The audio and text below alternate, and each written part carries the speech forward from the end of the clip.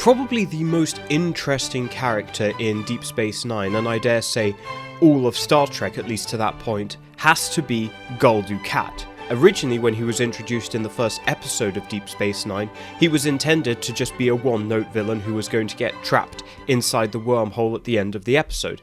But instead, they liked Mark Alimo well enough that they would run with him as the main antagonist for the early half of the show, and then come really the middle part of the show, he transitions to more of a rival. That is, of course, until the Dominion War, where once again, he is the main antagonist.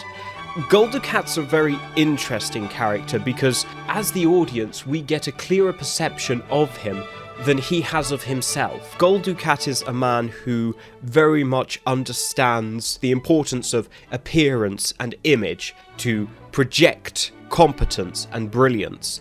And I think this very much comes into his stint as a military leader. And there's an awful lot of questions. Is Dukat a military genius? Because, you know, he fought the Klingons in One Little Bird of Prey, all on his own.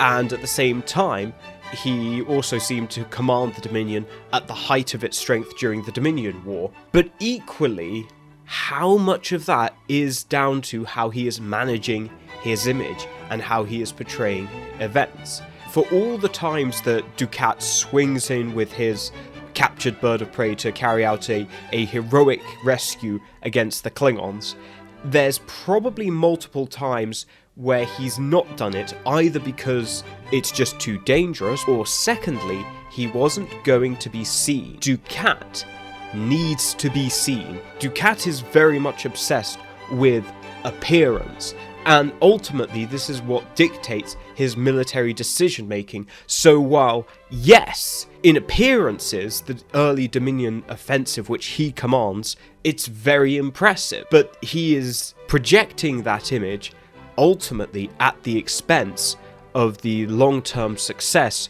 of the Dominion and committing his fleet to battles such as Operation Return, which are very, very high stakes, high risk affairs. But what do you think? Let me know in the comments below. Is Dukat a military genius, or is he just faking it till he makes it?